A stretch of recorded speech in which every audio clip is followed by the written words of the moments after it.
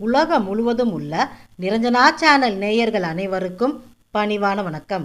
இப்போது நாம் உயர்வான வாழ்க்கை தரும் குறுங்கால் ஈஸ்வரரை பற்றி அறிய இருக்கின்றோம்.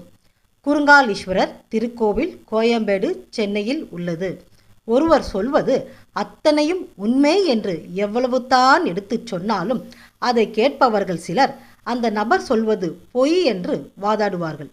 இந்த மனோபாவம் சிலருக்கு இருக்கின்றது. அப்படிப்பட்ட நபர்களிடத்தில் இருந்து சாதாரண மனிதர்கள் மட்டுமல்ல, கடவுளும் தப்ப முடியாது என்ற உண்மையை சீதா பிராட்டியின் சரித்திரத்தை படித்தாலே தெரிந்து கொள்ளலாம். ஆம், ராவணனால் கடத்தப்பட்டு கணவர் ஸ்ரீராமச்சந்திரனால் போராடி மீட்கப்பட்டு தாம் உத்தமி என்று தீயில் இறங்கி நிரூபித்தும் சீத்தையின் அருகில் கூட நிற்க தகுதியில்லாத ஒருவன் சீத்தையின் கற்பை சந்தேகப்பட்டு பேசினான். இதனால் சீத்தை அடைந்த மனவருத்தம் கொஞ்சம் நஞ்சம் அல்லங்க. அயோத்தியில் ஸ்ரீராமர் சிம்மாசனத்தில் அமர்ந்தவுடன் நாட்டு பிரச்சனையை பார்ப்பதற்குள் கர்ப்பவதியாக இருந்த சீத்தையை பற்றி ஒருவர் அவதூறாக பேசினான். இதனால் ராமர் சீதையை மீண்டும் பிரிய நேர்ந்தது. இதனால் சீதா பிராட்டியார் வனவாசம் சென்றார். கர்ப்பவதியாக இருந்த சீதையை தான் மகளைப் போல் கருதினார் வால்மீகி முனிவர். ஆசிரமத்தில் தங்க வைத்தார். லவகுசா என்ற 2 அழகான ஆண் குழந்தைகளை பெற்றெடுத்தார் சீத்தை.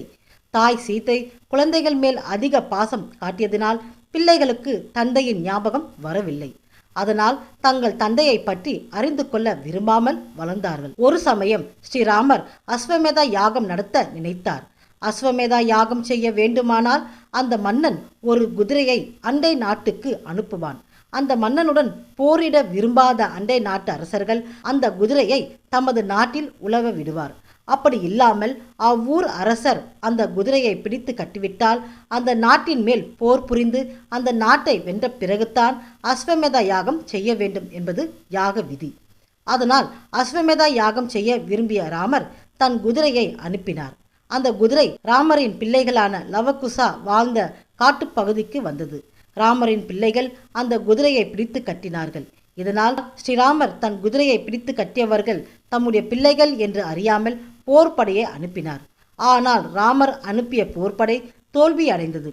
இதை அறிந்த ராமர் அவரே நேரடியாக வந்து லவகுசாவுடன் போரிட்டார். ஆனால் போர் முடிவதாக இல்லை. இதை அறிந்த வால்மீகி முனிவர் லவகுசாவிடம் ஸ்ரீராமச்சந்திரன் உங்கள் தந்தை என்று அறிமுகப்படுத்தி வைத்தார். ஒருவர் தெரிந்து விஷம் குடித்தாலும் தெரியாமல் விஷம் குடித்தாலும் விஷம் உடலுக்கு சென்றவுடன் வேலை செய்கின்றது. அதே போல்தான் வால்மீகி முனிவர் லவகுசானிடம் தந்தை என்று நீங்கள் அறியாமல் போர் செய்து இருந்தாலும் உங்கள் மீது பித்ருதோஷம் பிடித்துவிட்டது. அதனால் நீங்கள் சிவபெருமானை வழிபடுங்கள் என்றார். வால்மீகி முனிவரின் உபதேசத்தின்படி தாங்கள் வசித்த காட்டிலேயே ஒரு பகுதியை தேர்ந்தெடுத்து அந்த இடத்தில் சிவலிங்கம் அமைத்து பூஜை செய்தார்கள். ஆனால் சிவலிங்கம் பெரியதாக இருந்ததால் அந்த 2 குழந்தைகளால் சிவலிங்கத்தை பூஜிக்க முடியவில்லை. சிவபூஜையின் பொழுது உயரம் எட்டாமல் இந்த 2 குழந்தைகளும் சிரமப்படுவதை கண்ட சிவபெருமான் பூஜிக்க வசதியாக தான் சிவலிங்க உயரத்தை குறைத்து கொண்டார். அதனால் குறுங்கால் ஈஸ்வரர் என்று பெயர் பெற்றார் ஈசன்.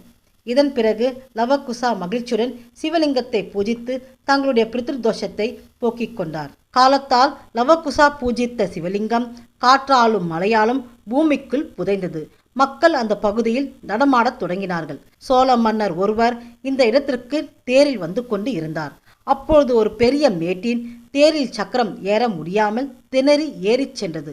அடுத்த வினாடியே அந்த மேடான இடத்தில் இரத்தம் வெளியேறியது. பூமியில் இருந்து ரத்தம் வெளிவருவதை கண்ட அரசர் அந்த இடத்தை பக்குவமாக தோண்டி பார்க்க தான் காவலர்களுக்கு உத்தரவிட்டார்.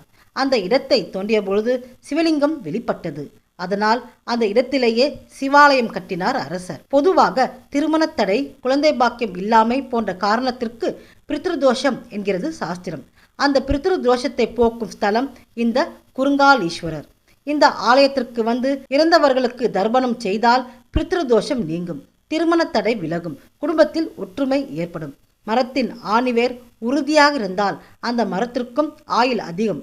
அதேபோல் ஒரு குடும்பத்தில் நிம்மதி இருந்தால் மற்ற வேலைகளில் மனம் ஈடுபடும். இதனால் உயர்வான வாழ்க்கை அமையும். அந்த உயர்வான வாழ்க்கையை தருபவர் குறுங்கால் ஈஸ்வரர். இவரை வணங்கி மகிழ்ச்சி பெற்று வாழ்வாங்கு வாழ்வோம். இதுபோல் இன்னும் பல பயனுள்ள தகவல்களை அறிய நிரஞ்சனா சேனலை பாருங்கள். என்றும் நிரஞ்சனா சேனலோடு இணைந்திருங்கள். நன்றி, வணக்கம்.